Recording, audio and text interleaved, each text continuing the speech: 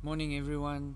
Providence Church, people around the world. It's great. It's great being with you guys again, and it's a privilege, to share the word, to share one's life in this way. For us South Africans, it's our first day on lockdown, and interesting times ahead for us. But it's, I think it's great in the same breath because we can spend time with family, spend time alone, even take a walk through the garden. So I think there's some great things despite the challenges we face re COVID-19. And I must echo what others have said, and many I've heard, how well the president has done and those in governance, how well they're leading us in creating this lockdown. And it couldn't have been easy to do it, but I think it was kudos to them. I think the right thing to do with the little that I know. Um, So here's a thought to start things off for this short little session that I've got is I have a rock here, but it's more than a rock. It's an artwork that lady at the work. I do contract work as well besides pastoring, and um, and I just think this is beautifully done. And a lady, she paints different things on stones, and I have a few in my garden. I was just thinking of our lives. It's like this stone. It's as if God is painting his purpose in our lives. And our lives is a letter where others read it, and sometimes we read it ourselves and we may not be happy with what we read, but in the end what we want is God's artwork in our lives. And in order for God to do that, we've got to get through some things. We are to overcome many things in our lives. And the scriptures I have today is in John 14, and it goes through those very things.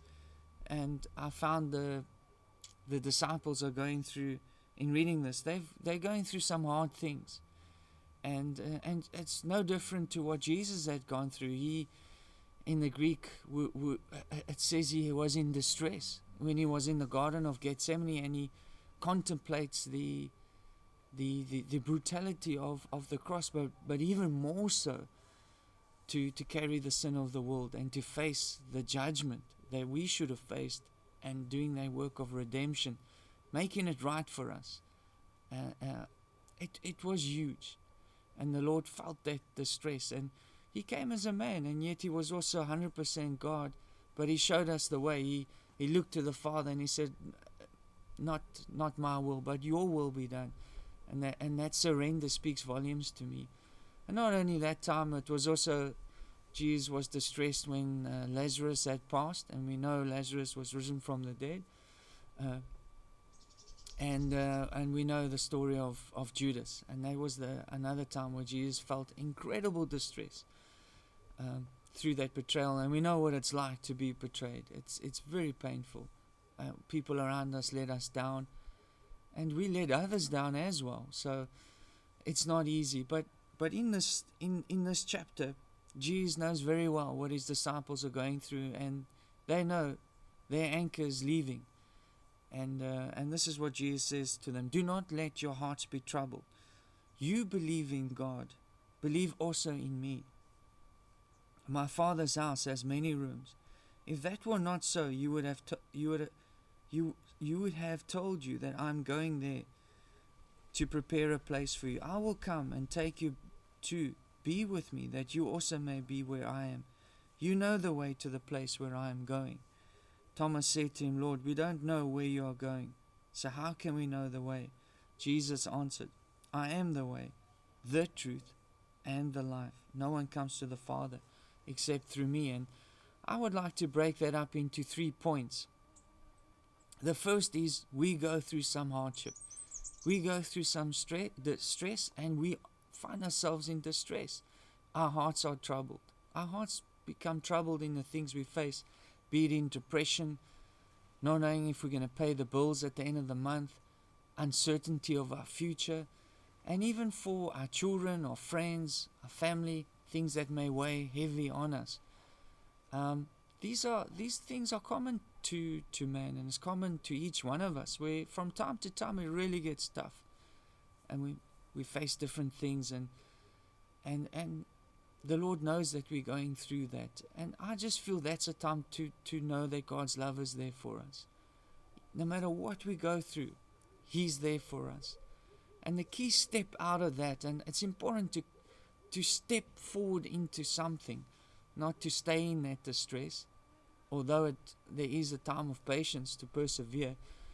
But the key thing is to trust in the Lord, to believe in Him, and not to lean on our own understanding, but I believe it's a surrender of heart. It's not necessarily hype or working oneself up and saying, now I'm trusting.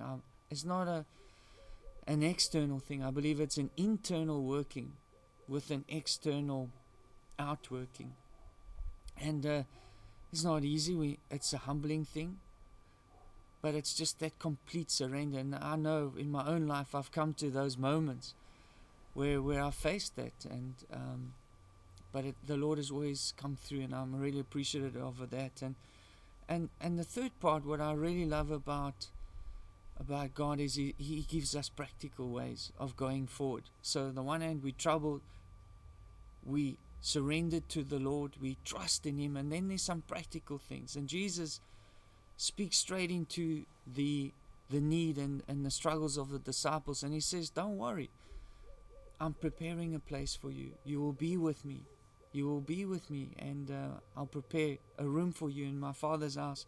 There are many rooms, and we know the scriptures. God will never leave us nor forsake us. He's with us.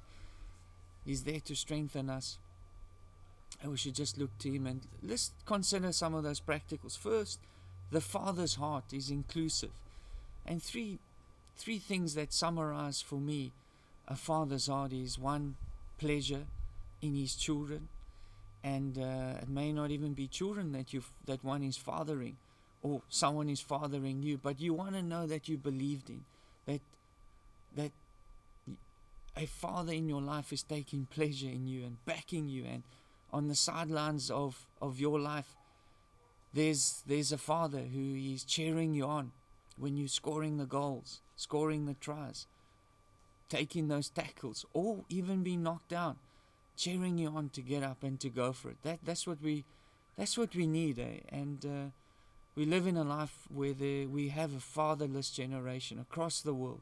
The statistics is out there. It's very high numbers of people that do not have a father in their lives. And I commend the single who parent and have to do a lot, eh? And I commend them who put that effort in. And you may be listening today, and take heart and keep going for it, and apply those fathering principles. And the other ones the one was taking pleasure, the other is provision and purpose. That a father wants to provide and see that purpose unfold in that life, and that's what it's about, eh? Provision and purpose. And that's exactly, and even more so, our Father in heaven. He wants to provide for us, He takes pleasure in us, and He has a purpose for us. And it's through those troubled times, as we surrender, there's some practical steps that God gives us, and we need to take it step by step and hear the steps that God has in mind for us. And it's one step at a time. And that's what I like about it. It's not too many steps because we get confused, but one step at a time. And God leads us, and it's for us to yield and surrender. And we may find that troubled heart might still be there for a while, but in the end we grow stronger and we overcome. And so just a story of mine to wrap up this talk is something that my wife went through. She went through a back operation, and unfortunately it didn't go that well, and it was a very stressful time, and even more so for my wife, and especially to hear the news from many doctors that she wouldn't walk again. And that created a situation of a troubled hearts, family, friends. We found ourselves troubled and in distress. And then through it all we felt God's love, God's care, and in those moments you just yield, you just surrender. And it sometimes it takes those kind of hardships to really surrender, when all you've got is God. And then in those moments, God gave us steps, and people rallied around us, which was amazing, and we're so thankful for that. And we started to pray, and in the end, my wife is walking today, and it's an amazing miracle of God's love, of surrendering, and step by step getting us through all of these things. And so let God do that artwork in all of our lives through this hard times, and let us see some great things take place. So don't lose heart, take heart, have a great day, and keep strong.